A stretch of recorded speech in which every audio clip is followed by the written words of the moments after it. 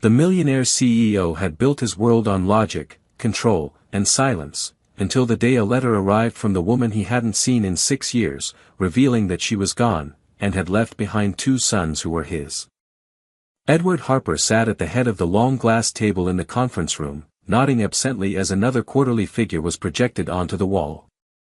His assistant slid a fresh stack of reports in front of him, but something unusual caught his eye. Nestled between spreadsheets and stock forecasts was a plain envelope, handwritten, unmarked except for his name.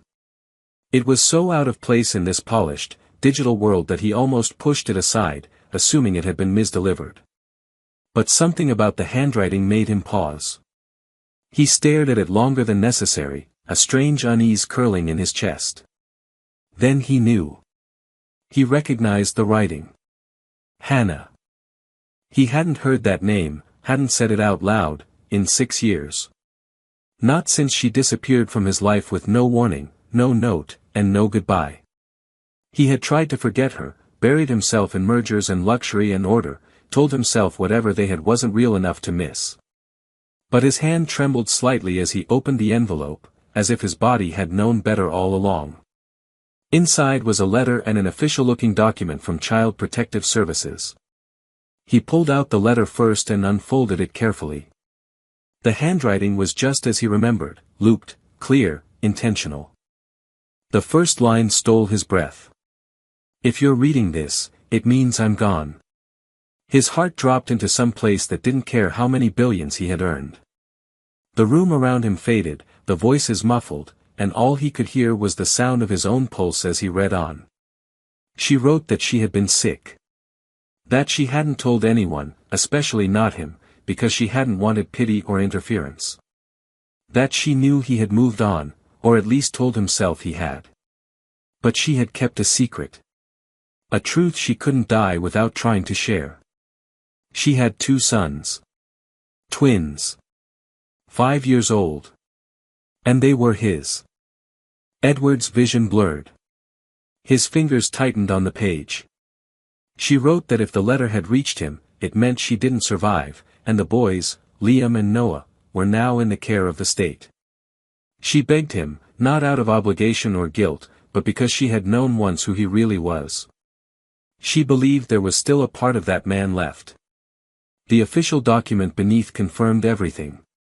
Names, dates, location of the temporary care facility. A copy of her will.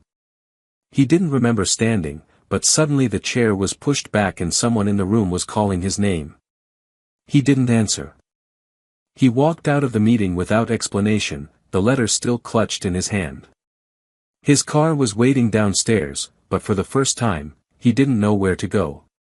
He sat inside, staring straight ahead, the traffic outside a blur of meaningless motion. Hannah was gone. The woman he had once imagined building a life with had died without ever telling him the most important thing of all, that he was a father. And somewhere, 2 little boys with her eyes were waiting. He had missed 5 years. He had missed her last days. But he would not miss what came next. The drive to the Child Services office was a blur. Edward didn't remember how long he sat outside the building before going in. The sky was dull, the air heavy with the kind of stillness that came before a storm, but inside him, everything already felt like it had collapsed. The receptionist greeted him with a cautious smile when he gave his name, as if she knew exactly why he was there. She made a quick call, and within minutes, a woman named Karen met him in the waiting area. She introduced herself as the caseworker for Liam and Noah. She looked at him carefully, as though assessing whether she saw anything fatherly behind the expensive suit and guarded expression. Without much small talk, she gestured for him to follow her. They walked down a narrow hallway lined with faded posters about fostering and family reunification. Karen glanced over her shoulder and said, "The boys don't know who you are yet. We only tell children what we can confirm. So far, you were listed in the letter and the will, but nothing more." Edward nodded.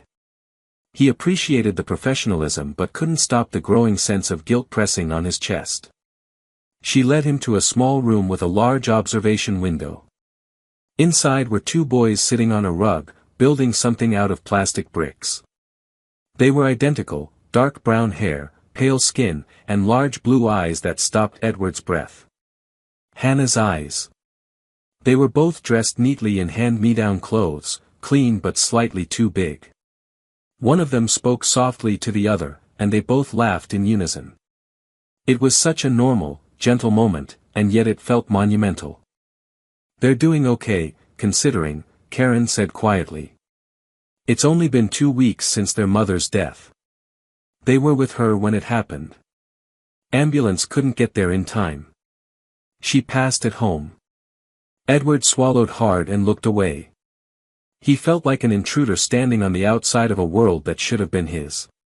He should have known. He should have been there. "Can I meet them?" he asked, his voice low but steady. Karen nodded and opened the door. The boys looked up when he entered. For a moment, no one spoke. Edward crouched down, not too close, just enough to meet their eyes. "Hi," he said gently. "My name's Edward." One of the boys, he thought it was Liam, tilted his head slightly and blinked, then returned to stacking his blocks. The other one, Noah, watched him without saying a word. Edward stayed quiet, letting them get used to him. After a few minutes, Liam said, "Are you here to take us to a new house?" Edward hesitated, then replied carefully, "I'm here to get to know you. If that's okay." Liam shrugged. "We've had 3 people visit. One brought cupcakes." Edward smiled faintly. "I didn't bring cupcakes. But I could try next time." Noah finally spoke. "Do you know our mom?" The question landed like a weight. Edward looked straight at him and said softly, "Yes. A long time ago. She was very important to me." Noah nodded slowly. "She had a picture of you in a book. She never told us your name, but she said if anything happened, someone good would come." Edward couldn't speak. His throat tightened. He had come in expecting to feel like a stranger. But somehow, even in her absence, Hannah had given him a bridge into their lives. He stayed with them for nearly an hour, helping build towers and watching them argue and then laugh again. He didn't try to correct them or force anything. He just stayed. And when Karen told them it was time for dinner, Liam looked up and asked, "Will you come back tomorrow?" Edward nodded. "I will. If you want me to." Noah didn't speak, but he came over and quietly handed Edward a red brick from their building pile. Edward took it as more than a toy. It was the beginning of something fragile, something new. And this time, he wouldn't let it go. The next morning, Edward woke earlier than usual.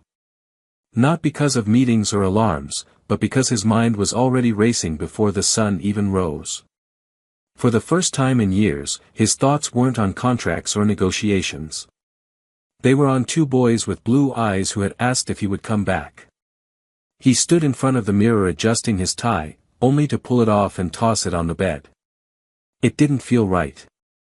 Instead, he pulled on a sweater and jeans, clothes he hadn't worn in public in years. He looked more like a man than a title, and for once, that felt like the point.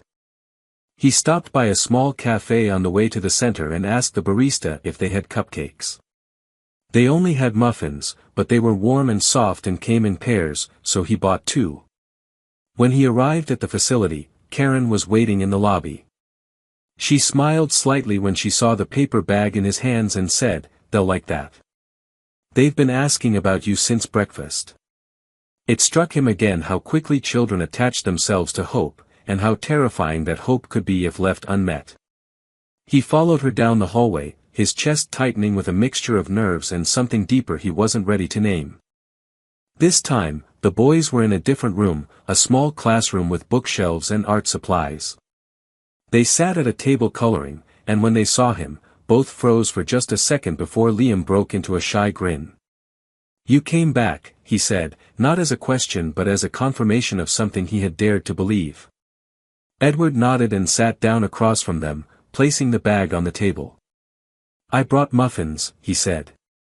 "They're not cupcakes, but I think they're close."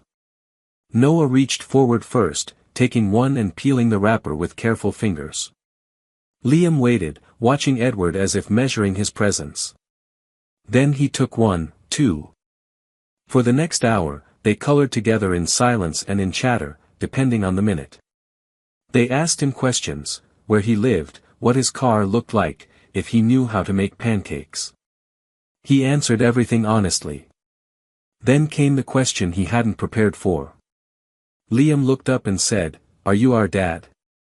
Edward's breath caught. He had known it would come eventually, but not yet. He looked between them and said gently, "Yes. I think I am." Noah blinked, wide-eyed. "How come we didn't know?" Edward looked down at the drawing he was shading in and said, "Because I didn't know either. Not until a few days ago." They were quiet for a while, processing. He let them. He didn't push.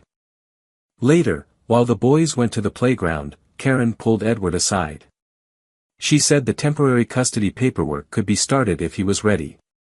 The state would still evaluate him, check his home, and monitor the transition. He said yes before she could finish.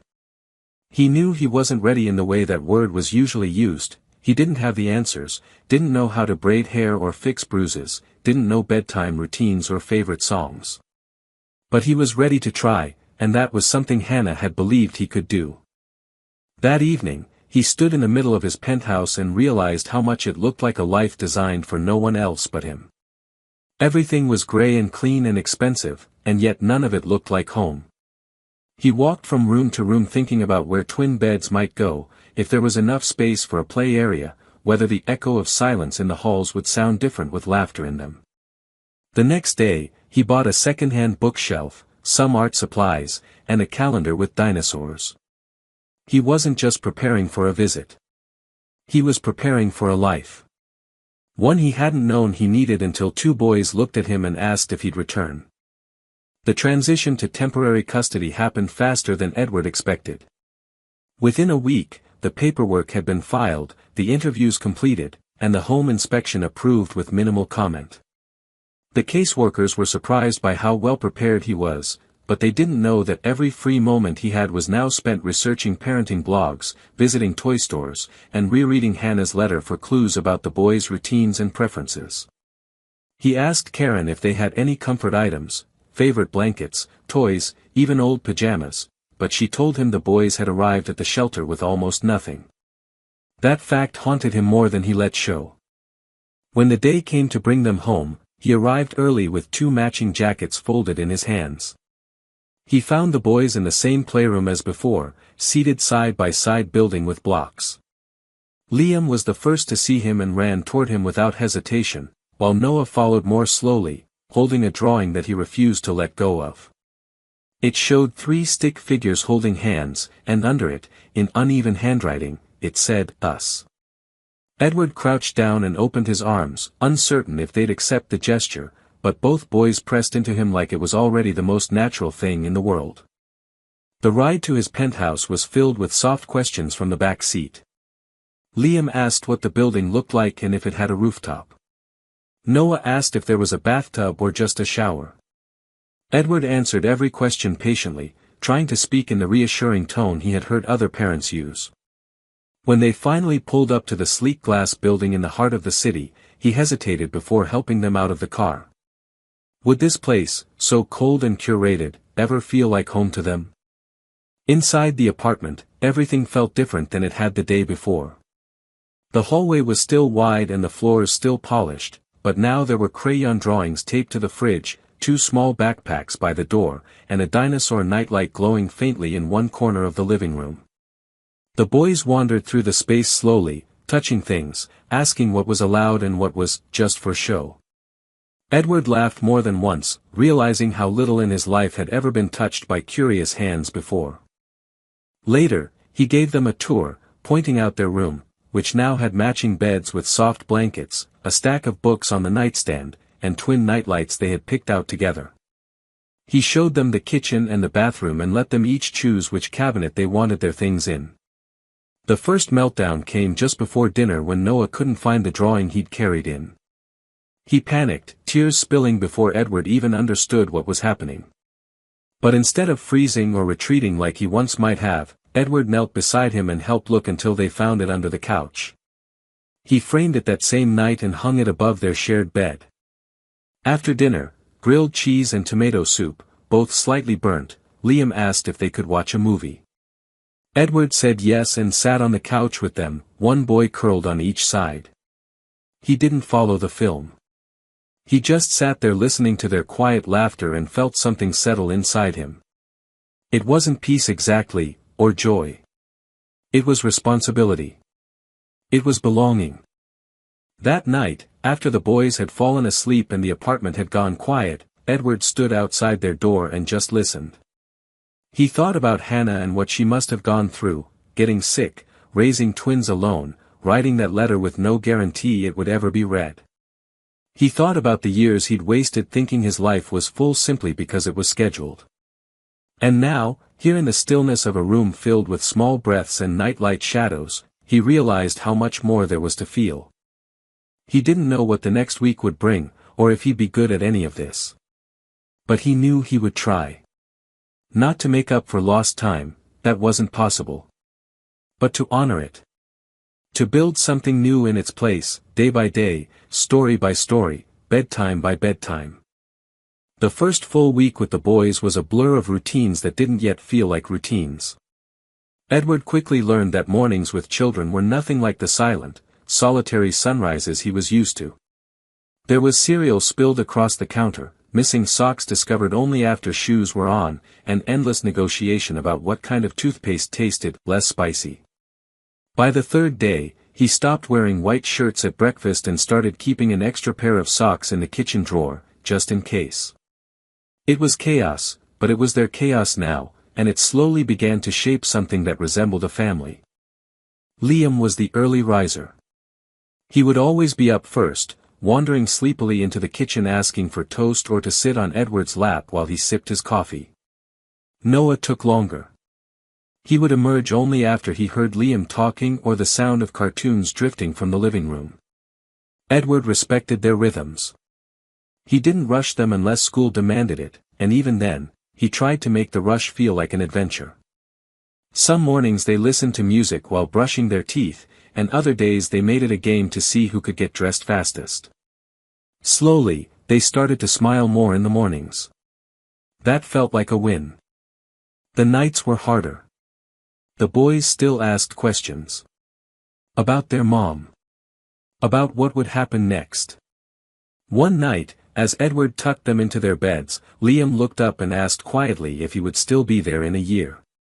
Edward sat on the edge of the bed, unsure how to answer. Not because he doubted himself, but because he didn't want to say anything that sounded like a promise if it didn't feel absolutely true. He said, "I can't tell you what every year will look like. But I'm here now. And I want to stay. That's my choice." Liam didn't say anything. He just reached out and held Edward's hand until he fell asleep. That same night, Edward stayed awake long after the boys had gone to bed. He stood at the window looking out over the city, the skyline glowing beneath the clouds, and wondered how many other people out there had built their lives so high only to realize they had nothing solid beneath them. He thought of Hannah again, how strong she must have been to raise two boys alone and how much she must have feared for their future when her own became uncertain. He ached with the guilt of absence but tried not to let it drown out the gratitude of being here now. Throughout that week, Edward made time to read to them every night. He found books with dragons, astronauts, and magical trains, each one more exciting than the last. The boys started to argue over whose turn it was to sit closer to him, and eventually, they settled on the obvious solution, one boy on each side, leaning against him as he read in a voice that was getting better at sound effects. They laughed more. They hugged him without hesitation. And once, when Noah scraped his knee running through the hallway, he ran straight to Edward without a second thought. Edward didn't flinch. He scooped him up, cleaned the wound, and whispered, "You're okay. I've got you." It was a small moment, but the kind that echoed. The school called once to ask about emergency contacts, and Edward realized with a pang that there was no one else to list. No grandparents. No close friends. Just him. The boys had no backup plan. That made everything feel heavier, but also clearer. He didn't want them to ever feel like they were waiting to be taken away again. They needed roots. Not just shelter, but permanence. And slowly, day by day, Edward began to believe he could give them that. By the end of the week, the apartment looked different. The boys' drawings were now taped to more than just the fridge. Their laughter filled the empty hallways that had once echoed with silence. Their shoes were lined up at the front door beside his. And every night, when he turned off the light in their room and listened to their even breathing, he felt something unshakable settle in his chest. He was still afraid. But he wasn't running. He was staying. And they, somehow, were staying too. By the middle of the second week, the boys had started calling the apartment home without thinking about it. Edward noticed it first when Liam said, "Can we go home now, after school pickup?" The way a child says something that feels ordinary to them but extraordinary to someone else. That word, home, meant something completely different now. It wasn't about square footage or high-rise views. It was about routine, presence, safety, and the growing comfort between them. Edward had started rearranging his life to make room not just physically but emotionally. His calendar, once color-coded and packed from morning to night, now had blank spaces labeled dinner, pickup, and bedtime story. His assistant didn't question it anymore. That week also brought its first parent-teacher meeting. It was scheduled for Thursday afternoon, and Edward had rehearsed what to say. But when he sat across from the kindergarten teacher and heard her describe the boys as kind, curious, and slightly shy, he found himself getting unexpectedly emotional. She said they were adjusting well and had already made a few friends. She also mentioned that Noah had told the class his dad picked him up now and made the best toast ever. Edward smiled, thanked her, and walked out of the school with a lump in his throat and the faint realization that he was already more than temporary in their lives. Back at home that evening, Noah brought him a drawing. It showed 3 figures again, Edward, Liam, and Noah, but this time there was a 4th figure in the sky, drawn with long hair and a heart on her chest. "That's Mommy," Noah explained. "She watches from the clouds. But you're the one here now." Edward knelt down and took the picture carefully, as if it were made of glass. He wanted to say something wise, but his voice caught, and all he could do was pull Noah into a quiet hug. Moments like these didn't ask for speeches. They asked for stillness. And love. One night that same week, Edward found a small box tucked in the back of the boys' closet while searching for extra socks. Inside were 2 photographs, one of Hannah holding the boys when they were babies, and the other of her and Edward, taken years ago, smiling on a beach. He hadn't even known she kept it. That evening, after the boys were asleep, he sat alone in the living room holding the photo, staring at the past and feeling the full weight of it. Not just the loss, but the second chance buried within it. He whispered her name, a thank you and an apology wrapped into a breath he didn't know he was holding. Friday brought a surprise.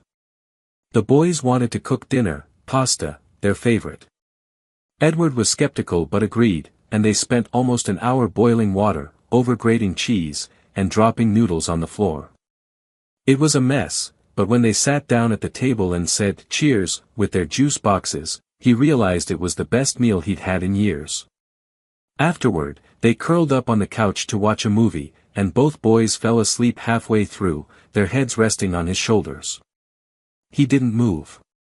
He just sat there, the blue glow of the screen washing over them, a quiet contentment filling the room. Later that night, as he carried them one by one to bed, Edward caught his reflection in the hallway mirror. He looked tired. Softer, maybe. But more whole than he ever had. He was no longer living in fragments of what might have been. He was living something real. He placed the drawing Noah had made on his nightstand and turned out the light. Then he stood at the door for a while longer, just watching them breathe. It wasn't just that he loved them. It was that they loved him back, and trusted him enough to sleep deeply under his roof, with no doubt he'd still be there when they woke up. On Saturday morning, Edward woke up before the boys and found himself lying in bed, staring at the ceiling, listening to the silence of an apartment that no longer felt silent at all. Even in stillness, he could hear them, the quiet rustle of blankets from the next room, the memory of their laughter echoing from the day before, the trace of their little feet running across the hardwood floors. It was strange, the way they had already filled the space, not just physically, but emotionally. The once minimalist penthouse was now scattered with toy cars, books with bent covers, socks that never seemed to stay paired, and drawings of dragons and spaceships on nearly every wall. But what filled it most was the feeling of being needed, seen, chosen. When he entered the boys' room, Noah was already awake, sitting on the edge of his bed with his stuffed animal tucked under his arm. He looked up and whispered, "I didn't hear you come in." Edward smiled and crouched beside him. "I didn't want to wake you." Liam stirred in his sleep and rolled toward them, mumbling something about pancakes. Edward laughed softly and said, "I think that's a request." They spent the next hour making breakfast together, badly. The pancakes were misshapen, and the syrup ended up in places syrup should never be, but they ate every bite, proud of the mess they'd made. Later that day, Edward took them to the park, the one with the large wooden ship in the middle of the playground that they had pointed out every time they passed it in the car. The boys ran ahead while he sat on a bench nearby, watching them climb and yell and call for him every time they reached the top. "Look, Dad!" Liam shouted, waving from the highest point. Edward's heart clenched at the word, still not used to hearing it out loud, but more and more grateful each time it came. He waved back and stood up, walking closer, pretending not to panic as Noah jumped from a platform and landed hard on the ground before standing up triumphantly. For the first time, Edward felt less like he was playing a role and more like he was simply living one. That evening, they returned home just as the sky turned pink with the setting sun. They all kicked off their shoes at the door and dropped their jackets in a heap. Dinner was quiet, tired from the day, and after they were bathed and in pajamas, Edward read them one of Hannah's favorite childhood books, the one with the lost star trying to find its way home. When the story ended, both boys asked him to stay a little longer. He lay between their beds on the rug, one hand resting on each mattress. They talked softly in the dark, and at one point, Liam said, "I think Mom would have liked it here." Edward didn't respond right away. His eyes stung, but he didn't let the tears fall. He said, "I think she would have loved it." When they finally fell asleep, he walked into the living room and poured himself a glass of water, standing in front of the large window overlooking the city. The skyline looked the same, but everything in his world had changed. His phone buzzed, emails, missed calls, but he didn't check them. Instead, he picked up the framed photo of Hannah and the boys as babies. He looked at her smile and whispered, "I'm doing my best." There was a peace in knowing she had believed in him, even when he hadn't deserved it. And there was power in trying to live up to that belief every single day. Before going to bed, he walked one more time down the hallway and opened the boys' door just enough to see their shapes curled beneath their blankets. They looked so small, so safe. And for the first time since they had come into his life, he didn't feel like he was holding his breath. He felt grounded, steady. He knew there would be challenges ahead, questions he couldn't answer, fears he couldn't erase, but tonight, all that mattered was that he had stayed. And they had let him. The day of the final custody hearing arrived with a weight that Edward felt deep in his chest from the moment he woke up. He hadn't told the boys much about what was happening, only that it was an important meeting and that he needed to make sure everything was set so they could officially stay together forever. They didn't ask for details, but Liam had quietly slipped his favorite dinosaur sticker into Edward's suit pocket before they left the apartment, and Noah had asked if he'd be home in time to help with their science project. It wasn't fear that Edward carried with him that morning, it was the fragile hope of making something permanent out of something he never expected to have. At the courthouse, the halls were quiet, lined with beige walls and worn-out floors, and the sound of every footstep echoed a little too loud. Karen met him at the entrance of the courtroom, holding a folder filled with documents, but her smile was soft and steady. She told him the judge had reviewed everything and that barring any unexpected developments, things would move quickly. He thanked her, but his hands still trembled slightly as he smoothed the front of his jacket and took a deep breath. The room was plain, lined with wooden benches and a single table near the front. When the judge entered, Edward stood with a straight back, every part of him trying to reflect the truth of who he'd become, not just the man he'd been. The judge asked questions about the boys' routines, their school, their health, their behavior. Edward answered everything honestly. He didn't pretend he had figured it all out. He spoke about burnt pancakes and bedtime books and missing socks. He talked about how Liam liked to sing quietly when he didn't think anyone could hear and how Noah had started collecting stones from every place they visited. He mentioned the frame drawing above their beds and how every night when he turned off the lights, they said goodnight to their mom before whispering goodnight to him. And then the judge paused and looked directly at Edward and asked, "Are you ready to be their father?" For a moment, the room was completely silent. Edward's throat tightened, but his voice didn't waver. He said, "I already am. I wasn't there at the beginning, and I'll carry that with me for the rest of my life. But I'm here now, and I will be here as long as they'll have me. This isn't about filling a space their mother left behind.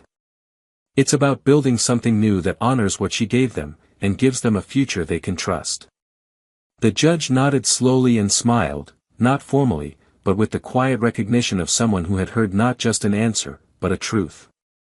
With a few final words and a signed order, it was done. The custody was permanent. The boys were his. On the way home, Edward stopped at a small bakery and bought the biggest chocolate cake they had, the kind with bright icing and colorful sprinkles, and he had them write, "Welcome home," across the top in blue. When he walked into the apartment, the boys were on the floor surrounded by crayons and construction paper. Liam jumped up first and asked, "Is it done?" and Edward knelt down and opened his arms. Both boys ran to him, and he hugged them so tightly it felt like the final piece of something broken finally fit back into place. He whispered, "You're mine. And I'm yours. Always." That night, they had cake for dinner and stayed up past bedtime watching movies. Edward didn't care about the mess or the clock. He cared that both boys fell asleep tangled beside him on the couch, warm and safe and full of sugar and certainty. As he carried them one by one to bed, he looked around the apartment, no longer seeing it as a space filled with expensive things, but as a home filled with stories, memories, and a kind of love he had never known was possible. Before going to sleep, he pulled out the photo of Hannah one more time and placed it beside the framed drawing on the nightstand. He didn't speak this time. He just looked at her and hoped she would know, wherever she was, that he had heard her. That he had shown up. That the family she once built alone was now being carried forward with hands that finally understood what it meant to hold something fragile and never let it go.